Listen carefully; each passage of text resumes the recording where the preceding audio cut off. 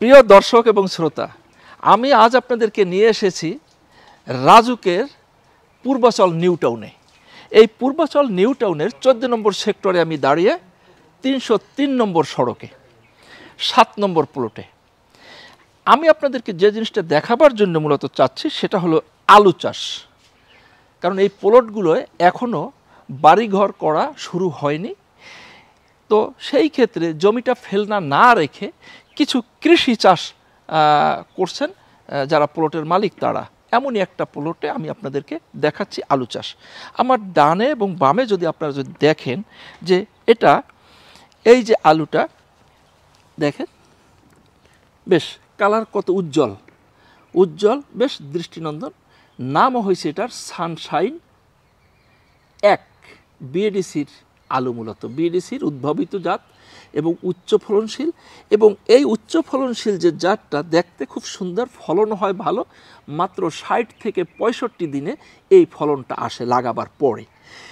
এবং এর ফলনের পরিমাণও বেশি, প্রতি হেক্টর জমিতে এর ফলন আসে 40 থেকে 45 মেট্রিক টন।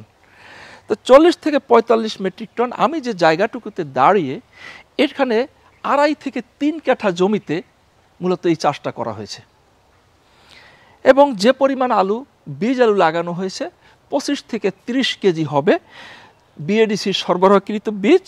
এবং এই সরবরাহকৃত বীজ থেকে এই যেটুকু আপনারা দেখতে পাচ্ছেন যে আলু উঠানো হলো, যে জমিটা দেখা যাচ্ছে যে এইটুকুই জমিতে আসলে চাষ করা হয়েছে। প্লটটা যদিও 7.5 কাঠার, তো 2.5 থেকে 3 কাঠা জমিতে এই চাষটা করা হয়েছে। তো 25 থেকে 30 কেজি বীজ থেকে যে পরিমাণ আলু উত্তোলন হয়েছে আজকের এবং এর আগেও কিছু তোলা হয়েছে 1 সপ্তাহ আগে, সে পরিমাণটা হবে যেটা এইটার যিনি কৃষক তার কাছ থেকে আমি শুনবো যে কি পরিমাণ আলু মূলত এখানে উৎপাদন হয়েছে। যদি আমি কৃষক এইটার আলামিন তার সাথে একটু কথা বলি। আলামিন, যদি আপনি একটু সময় দেন। আসসালামু আলাইকুম।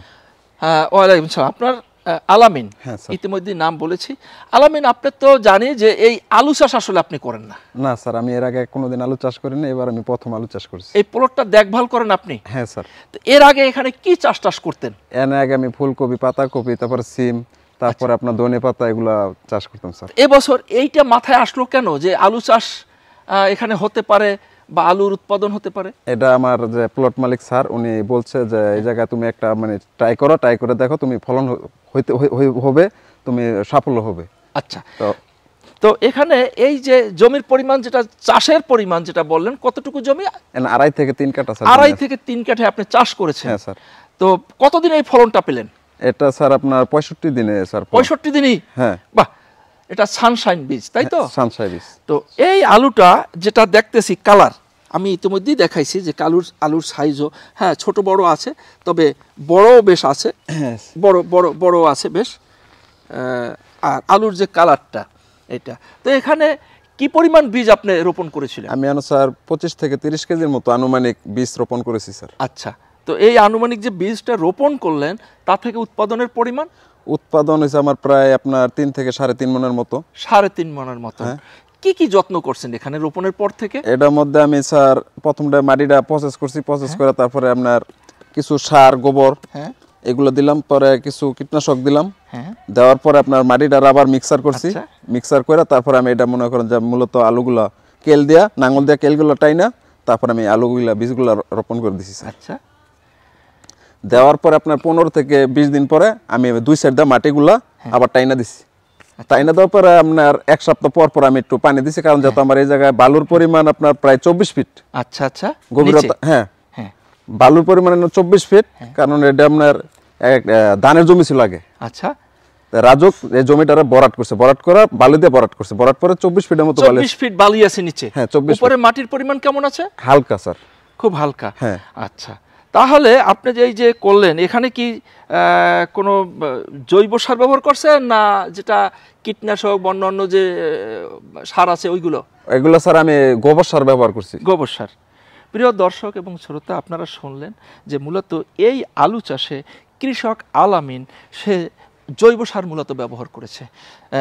এক্ষেত্রে সে যে অন্যান্য যে কেমিক্যাল যেগুলো আমাদের শরীরের ক্ষতি করে, তো সেইগুলো মানবদের ক্ষতি করে, সেগুলো সে ব্যবহার করে নাই।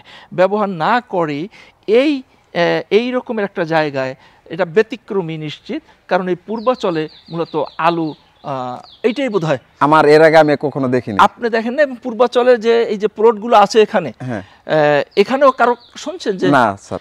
আচ্ছা, সর্বপ্রথম আমি আলু চাষে এবার সর্বপ্রথম এই পূর্বাচলে 6,500 একর জমি নিয়ে পূর্বাচল নিউ টাউন। এই পূর্বাচল নিউ টাউনে 6,500 একর জমির ভিতরে বেশিরভাগ প্লটই এখনো ফাঁকা, হয়তো কেউ লাউ বা অন্য শাকসবজি চাষ করে, বাট আলু চাষ নাকি প্রথম। প্রিয় দর্শক এবং শ্রোতা, আমার বলার কারণটা হচ্ছে আজকের এই পূর্বাচল থেকে এই যে আপনার বাড়ির আশপাশে যদি এই রকমের চাষাবাদের জমি থাকে, হোক সেটা পরিমাণে কম, আপনি সেখানে এই যে যেটা বললাম উন্নত জাতের এবং উচ্চ ফলনশীল এই রকমের জাতের যদি আলু চাষ করেন, তাহলে দেখা যাবে যে আপনার পরিবারের চাহিদা আপনি মেটাতে পারবেন, পাশাপাশি আপনি আত্মীয়স্বজনকেও কিছু দিতে পারবেন, এবং যদি বেশি পরিমাণে পারেন চাষ করতে জায়গা নিয়ে, তাহলে আপনি বাণিজ্যিক ভিত্তিতেও চাষাবাদ করতে পারবেন।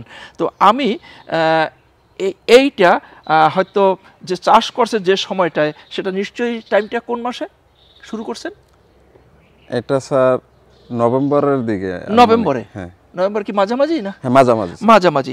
এইটা হয়তো আরেকটু 15 দিন আগাইয়া এটা যদি চাষ করতে পারতো, তাহলে হয়তো এটার বাণিজ্যিকভাবে একটু লাভবান বেশি হতো। দামটা, অর্থাৎ আগাম আসতো, দামটাও বেশি হতো। আমি ধন্যবাদ জানাচ্ছি আলামিনকে এই রকমের একটা ব্যতিক্রমী চাষাবাদ এই পূর্বাচলে প্রচলন করার জন্য। এবং আজকের এই কৃষি ট্রাভেলিংয়ের মাধ্যমে মূলত আমি এই পূর্বাচলের সাথে যারা সম্পৃক্ত আছেন, প্লটের মালিক এবং যারা দেখভাল করেন, তারাও হয়তো যদি এইটা দেখে যদি উদ্বুদ্ধ হয়, তাহলেই না আমার এই ছোট্ট ভিডিওটা বা প্রচারটা সার্থক হবে।